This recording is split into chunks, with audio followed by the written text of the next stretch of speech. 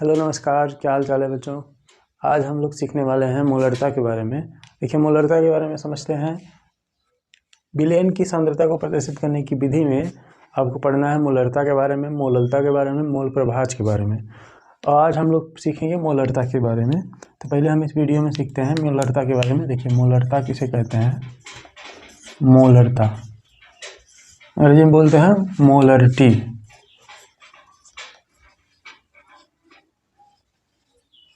देखिए, इसकी परिभाषा, सूत्र और इस पे सवाल भी लगाएंगे।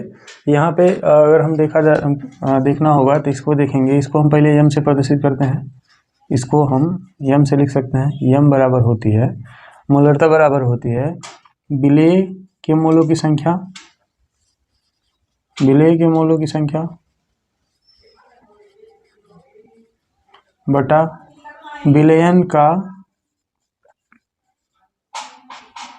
विलयन की मात्रा। किस में लेना है? इसको लीटर में मापना है।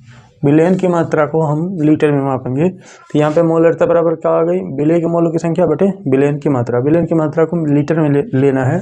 1 लीटर है, आधा लीटर है, कितना लेना है, कितना है दिया रहेगा सवाल में। लेकिन विलेय के मोलों की संख्या कैसे निकालेंगे? तो विलेय के मोलों की संख्या निकाल सकते हैं।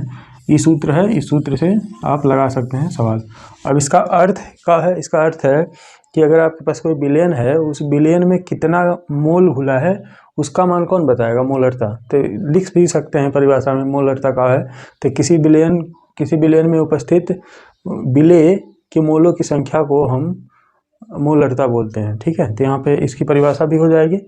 अब बस आपको सूत्र याद रखना है और सूत्र पे सवाल याद रखना है, सवाल लगाना है, कई सारा सवाल प्रैक्टिस करना है। हम सवाल भी लगाएंगे। तो देखिए, यहाँ पे मोलरता बराबर ये सूत्र हो गया। अब यहाँ पे आपको मान निकालना पड़ेगा कि विलेय के मोलों की संख्या।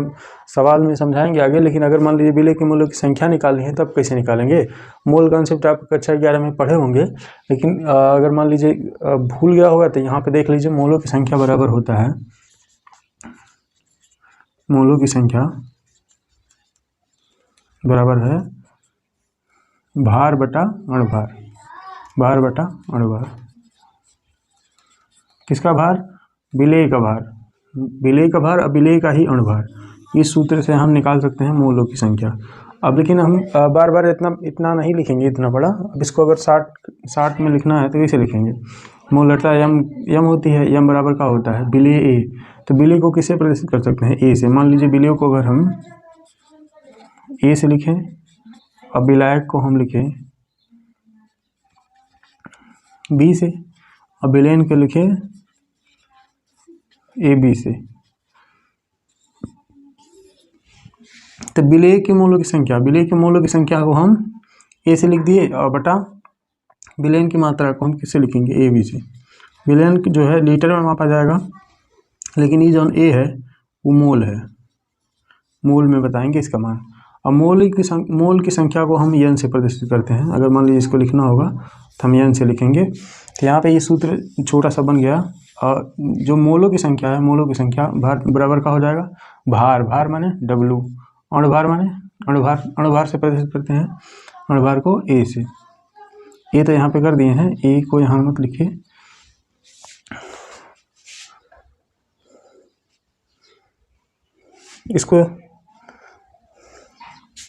इसको रहने देते हैं। इसको अणुभार को भार बटा यम, अणुभार डब्लू बटा यम से लिख देते हैं। इसको हम यम से प्रदर्शित करते हैं। तो यम लिख दिए। अब बताइए, जो सूत्र है यम बराबर ए अपान ए बी, ए अपान ए मोल में और ए बी लीटर में। तो यम बराबर आ जाएगा आपका ए का मान। अगर मान लीजिए मोलों की संख्या निकालनी है तो मोलों की संख्या यन बराबर का होता है? यन बराबर होता है भार बटा अणुभार। तो भार कितना है? डब्लू। ए के स्थान पे डब्लू और इसके स्थान पे यम, अणुभार के स्थान पे। यहाँ नीचे ए बी का है, ए बी है लीटर में इसका मान। तो यहाँ पे यम बराबर सूत्र आ गया डब्लू ए बी। देखिए, यहाँ बटे 1 लगा सकते हैं, नीचे वाला सबसे ऊपर जाएगा। तो जब नीचे वाला सबसे ऊपर जाएगा तो यम बराबर आ जाएगा सबसे ऊपर डब्लू गुणे 1, और बीच वाला कहाँ जाएगा? बीच में जाएगा। तो यहाँ पे यम गुणा ए बी को किस में लेना है? लीटर में लेना है। बस इस सूत्र जो है इस तरह से लिख के हम सवाल लगा सकते हैं। तो आपको सूत्र याद रखना है। इसके बाद अब देखिए इस पर सवाल अब देखिए इस पर एक सवाल देखते हैं। सवाल जो है बहुत इंपॉर्टेंट सवाल है। छोटे छोटे सवाल पर ही लगाएंगे, उसके बाद बड़े भी सवाल हैं। इसका सवाल जो है पेपर में पूछता है। जैसे एक सवाल आपको दिखेगा कि एक 20.6 ग्राम का सोडियम ब्रोमाइड को 500 ml जल में घोला गया है तो प्राप्त विलयन की मोलरता ज्ञात कीजिए। तो 20.6 ग्राम NaBr जो है NaBr का है, विलेय है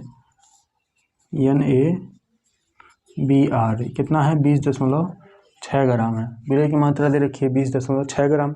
उसके आगे लिखा है कि 500 जल में घोला जाता है, 500 ml जल में घोला जाता है। तो घोला कितना जाता है, कितने जल में? विलायक जो है वो है आपका 500 ml विलेय। इसमें घोला जब जाएगा NaBr तो पूरी तरह से मिल जाएगा, यानी कि ई का बन जाएगा, विलायक जो बन जाएगा वो विलेयन बन जाएगा।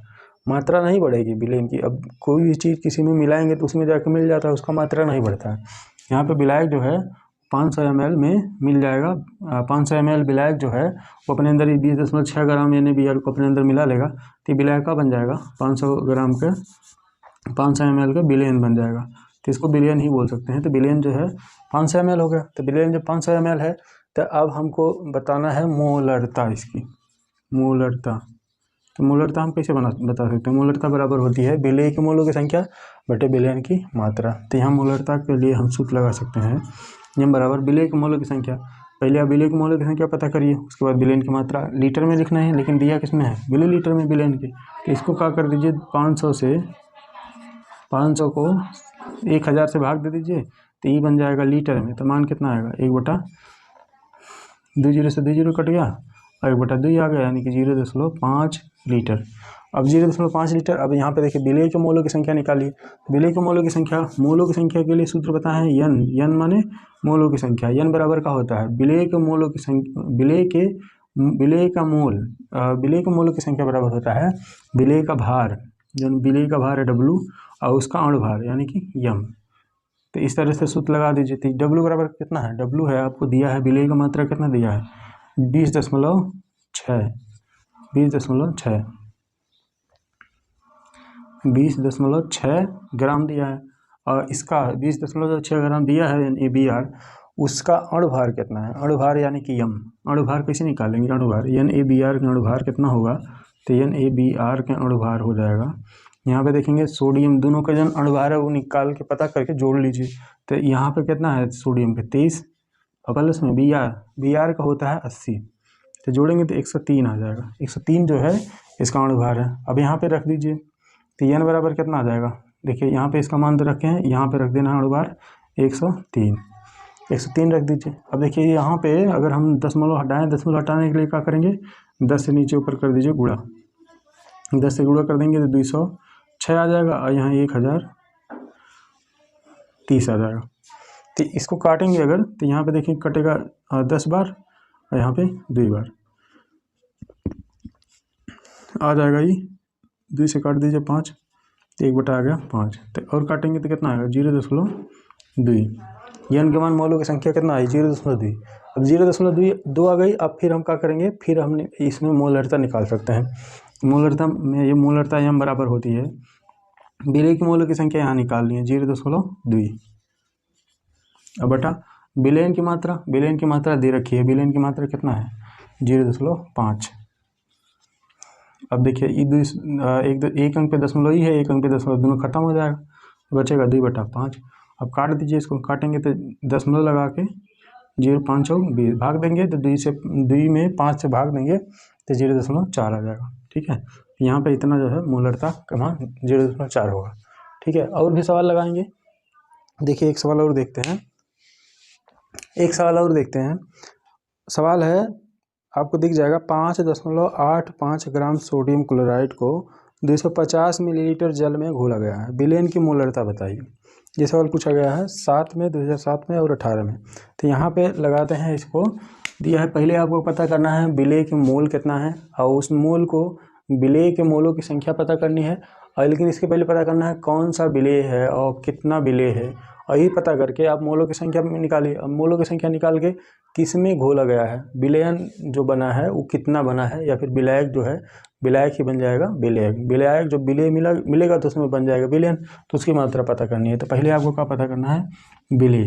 तो यहाँ पे दिया गया है विलेय कितना दिया है 5.85 5.85 ग्राम सोडियम क्लोराइड है।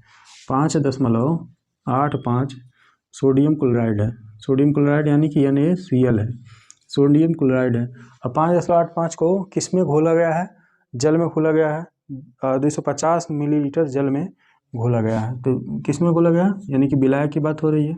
विलायक कितना है? 250 ये मिलीलीटर जल में घोला गया। तो जब विलेय में घोला जाएगा, यानी 5.85 ग्राम में है, एक है नमक है। नमक को जब आप पानी में घोलेंगे तो उसकी मात्रा नहीं बढ़ेगी, तो यह बन जाएगा विलायक। जो बने विलायक में जब विलेय घोलेंगे तो यह बन जाएगा विलेन। तो यहाँ पे विलायक को क्या बोल सकते हैं? यहाँ पे बोल सकते हैं विलेन।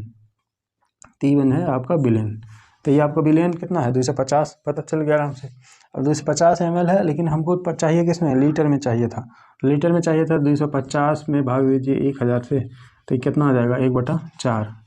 1/4 लीटर, यानी कि अगर काटेंगे इसको तो ये आ जाएगा 0.4 दूनी 8, फिर 4 5 20, इतना लीटर है, 0.25 लीटर। अब विलेय का मान पता चल गया। अब देखिए विलेय की मात्रा है, लेकिन हमको चाहिए विलेय के मोलों की संख्या। तो विलेय के मोलों की संख्या होती है n। n बराबर का होता है भार, यानी कि W बटे अणुभार। अणुभार माने m। तो यहाँ पे भार बटे अणुभार, भार कितना दिया है? 5.85 दिया है। अब बटे अणुभार आपको निकालना पड़ेगा किसका? NaCl का। तो NaCl का अणुभार निकालेंगे, कैसे निकलेगा? यहाँ सोडियम को पहले देखिए, सोडियम का होता है 23, सोडियम का होता है अणुभार 23, और क्लोरीन का होता है 35.5। 35.5। अब जोड़ेंगे ये सब, ये दोनों जोड़ेंगे तो कितना आएगा? ये आ जाएगा 5 3 8, 3 और 5 3 8, और 3 2 5, और 0.5 यहाँ पे है 58.5। 58.5 यहाँ पे आ गया 58.5। 58.5। अब यहाँ पे ही चाहे तो काट लीजिए। काटेंगे कैसे? इसमें कर दीजिए गुणा 100 से, इसमें भी कर दीजिए गुणा 100 से। तो यहाँ 2 दशमलव जो है यहाँ पे चल जाएगा, 585 हो जाएगा। और इसका तो 1 का दशमलव है, 1 दशमलव इधर आएगा, लेकिन 1 0 बढ़ जाएगा। तो काटेंगे कितना आएगा? 1/10 आएगा। 1/10 यानी कि 0.1। अब 0.1 आ गया, मोलों की संख्या 0.1 आ गई। अब आप निकाल लीजिए मोलरता। तो मोलरता m बराबर कितना होगी? मोलरता m बराबर हो विलेय के मोलों की संख्या। तो विलेय के मोलों की संख्या कितना है?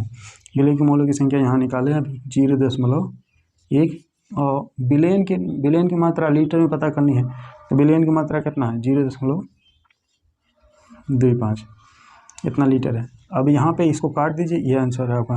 ये 2 अंक पे दशमलव है, ये 1 अंक पे दशमलव है। तो खत्म करने के लिए क्या करेंगे? बड़ा वाला जो है उसका दशमलव पहले खत्म कर दीजिए। खत्म करने के लिए 100 से करना पड़ेगा गुणा। तो नीचे को गुणा करेंगे तो उतना ही ऊपर से भी गुणा करना पड़ेगा, तभी खत्म हो जाएगा। तो देखिए इसको करेंगे तो ये हो जाएगा 10। ऊपर कितना हो जाएगा? 10। 1 0 जब देंगे इसको तो दशमलव हट के इधर पहुँच जाएगा, लेकिन 1 0 देंगे तो 10 से गुणा रहेगा। ठीक है, ये चीज़ समझ में आया होगा। मैथ का है, अब मैथ लगाने आना चाहिए कम से कम इतना। अब यहाँ पे 100 से इसमें करेंगे तो ये हो जाएगा 25। अब आपको ये काटेंगे तो कितना आएगा? काटेंगे तो जाएगा नहीं भाग 10 में 25 से, तो आएगा आपका दशमलव लगा लीजिए 0., ये हो जाएगा 100। और जब 100 हो जाएगा तो चल जाएगा 25 चौक पे 100, तो 4 इसका आंसर है। तो मूलतः कितना आ गया? 4 है। उम्मीद है समझ में आया होगा। अगर नहीं समझ में आया तो एक बार फिर से समझने की कोशिश कीजिए। दिक्कत होती होगी काटने उठने में, नहीं तो सवाल बहुत आसान है। और भी सवाल है इसके, और भी बहुत सारे सवाल लगाएंगे, इससे पेपर में सवाल आता है। धन्यवाद।